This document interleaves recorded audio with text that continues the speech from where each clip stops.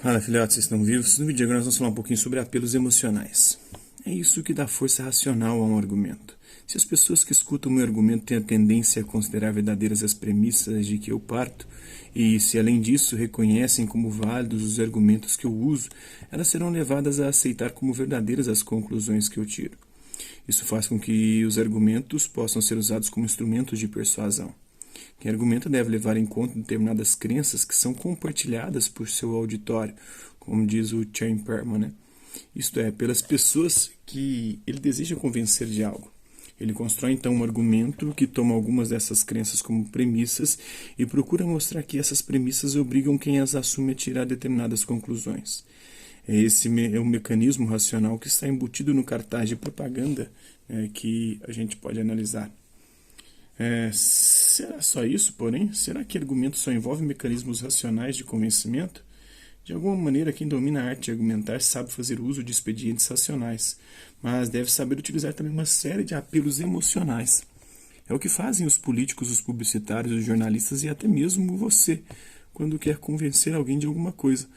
Examinemos mais uma vez, um cartaz.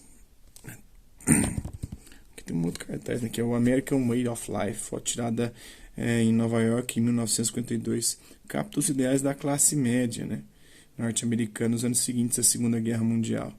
O jeito americano de viver, né, tendo um carro, a família passeando num conversível. Repare em primeiro lugar que as duas sentenças escritas nele terminam com pontos de exclamação.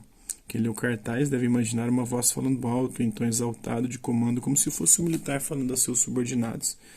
Para reforçar esse efeito, as letras foram escritas em tons altamente contrastantes. A sentença de cima em preto contra um fundo ocre, a de baixo em ocre contra um fundo preto. Isso reforça ainda mais o tom impositivo da sentença.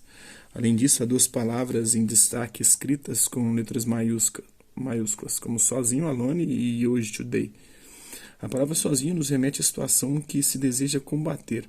Motoristas dirigindo seus carros sozinhos, gastando combustível precioso em época de guerra.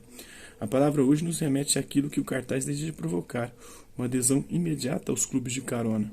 Tudo isso envolve argumento implícito nas duas sentenças, num clima altamente emocional, dando a ele uma força redobrada. O principal elemento emocional desse cartaz, no entanto, não está inscrito nessas duas sentenças, mas sim na imagem que acompanha. Repare na figura do homem dirigindo, ele tem um carro grande, espaçoso, confortável. Os espaços vazios nos bancos ressaltam o desperdício de gasolina decorrente daquela situação. Podemos imaginar outras 3 pessoas confortavelmente acomodadas nesse carro, que faria outros 3 veículos não circularem naquele dia. Reparem na fisionomia do motorista, ele dirige completamente despreocupado, tranquilo, alheio a qualquer coisa à sua volta. Numa época em que milhões de cidadãos norte-americanos estavam nos campos de batalha lutando por seu país, essa passividade e despreocupação certamente assumiu um aspecto um pouco revoltante. O pensamento que se preocupa despertar, em que vê o cartaz é mais ou menos o seguinte. Em quem vê o cartaz é mais ou menos o seguinte: nossos jovens estão morrendo na Europa e esse sujeito não se preocupa em fazer algo tão simples quanto evitar desperdício de combustível. Acima de tudo, porém, é a figura de Hitler esboçada ao lado do motorista que traz o apelo emocional mais forte. A mensagem subliminar passada ao público é mais ou menos a seguinte, né? Quando se recusa a aderir à campanha em prol da carona solidária, o que você faz é dar uma carona a Adolf Hitler. Você ajuda a atingir os seus objetivos fazendo-lhe um importante favor.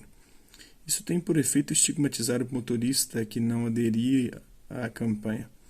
Quem o visse desfilando sozinho com seu carro pela cidade era levado a vê-lo como uma espécie de traidor da pátria. Nada disso é dito, isso é mostrado pelo cartaz e é perfeitamente entendido por quem o vê.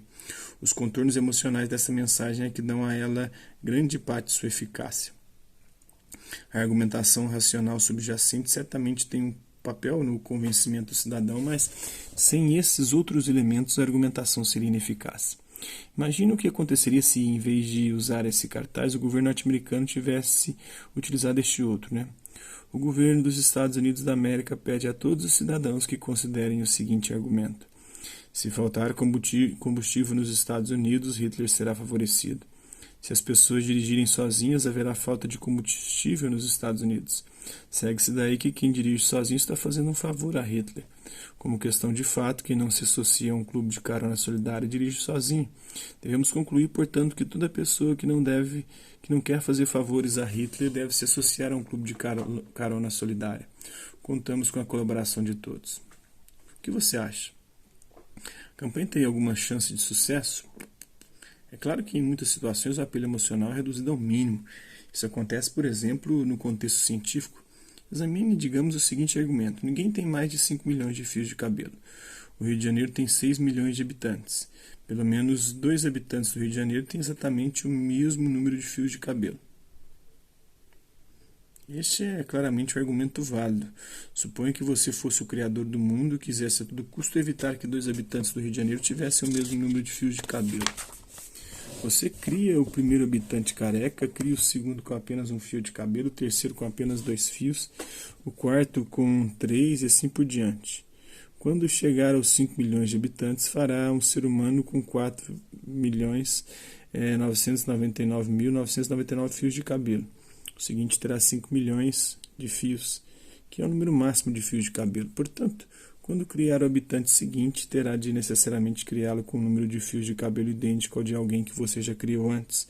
Não tem jeito, portanto. Se as premissas desse argumento forem verdadeiras, a conclusão também será. O argumento, portanto, é válido.